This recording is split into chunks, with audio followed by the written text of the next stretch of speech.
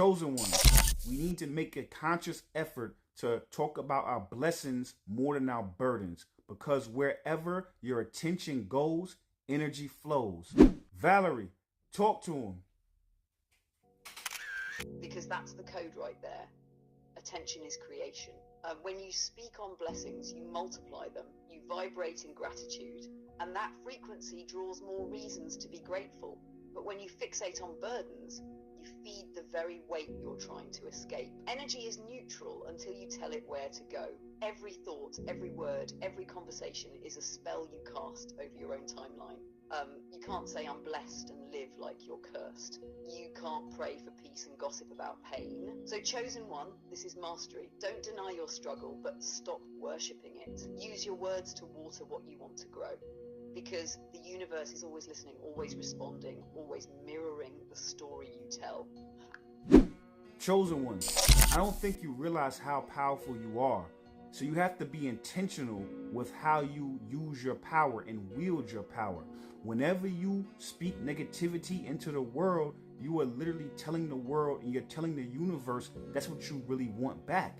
And your creation powers and your manifestation powers are so heightened that you will get that back tenfold because you're a chosen one. So because of that, you get karma back tenfold and you get it back quicker. So other people can gossip and talk about negativity and you don't really see it manifest in their lives because they don't have the ability to be able to manifest the way you do. So now conversely, when you talk about positivity, you also get that back tenfold and you get that back bigger, grander, and faster and greater than the average person. When you speak certain things and when you think about certain people, those people will call you on the phone. That's just a small example of that. So now imagine if you use that power for something grand. If you use that power to be able to manifest what you have inside of you in this 3D matrix, it will be impressive. It will be grandiose. It will be amazing. It will be you.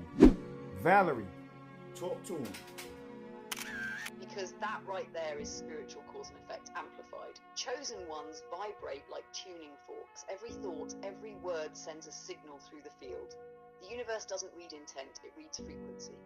So when you speak from fear, it mirrors fear. When you speak from faith, it multiplies miracles. You don't get to play small with that kind of power. That's divine responsibility. Your energy writes blueprints into reality faster than the average soul.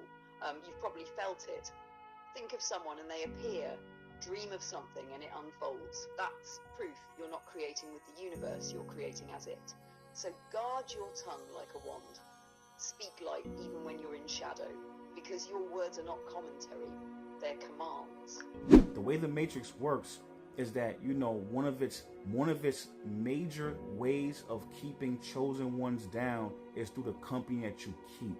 So now when you speak negativity into the world, you end up attracting more negative people around you. And because you're a loyal person, because you're a devoted person, that loyalty becomes an anchor. That loyalty becomes shackles.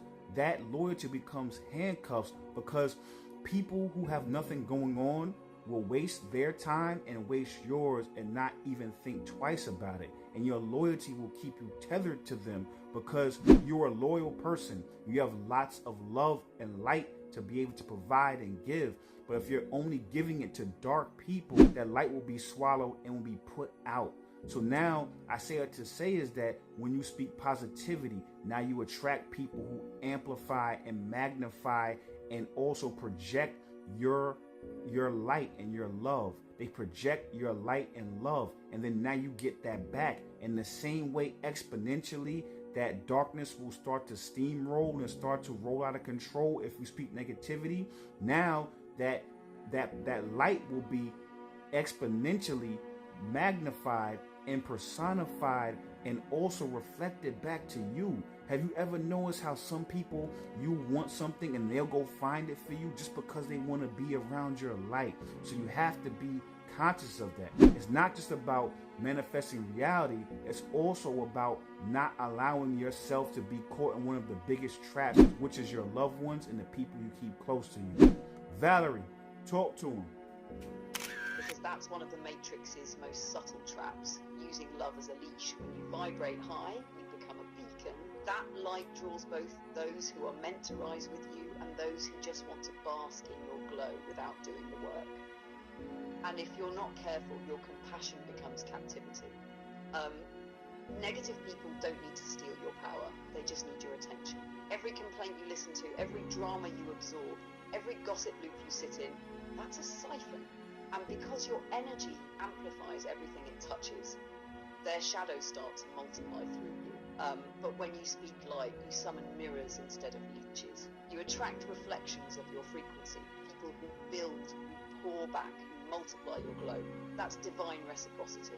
The Matrix keeps you small by convincing you that loyalty to pain is love. But real love doesn't drain, it expands. So chosen one, protect your orbit. You don't owe access to everyone who calls you friend. Some people are meant to witness your shine, not walk in it. I'm sure you heard the saying, ignorance is bliss, right? And yeah, that has a negative connotation attached to it. But when you do it with intention, it also can be your greatest shield. It could prevent so many things from occurring. Now, let me explain.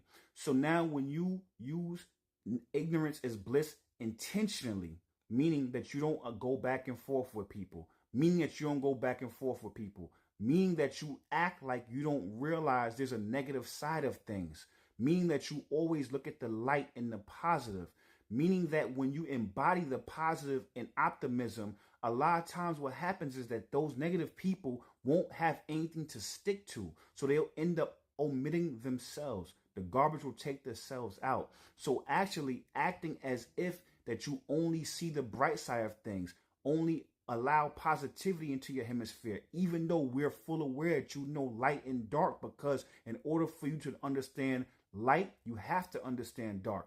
But by you moving in the light, you end up allowing the negativity to fall off, and it will take themselves out of your life. They will take themselves out of your life, and that way you don't have to get caught up in the back and forth with them. Let them take themselves out. Valerie, talk to them. Because that's emotional alchemy right there. The art of choosing peace over pettiness. When you practice intentional ignorance, you're not pretending the dark doesn't exist. You're refusing to feed it. You're saying, I see the shadow, but I won't let it shape me.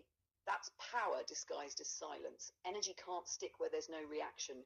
The Matrix thrives on loops, arguments, gossip, emotional bait.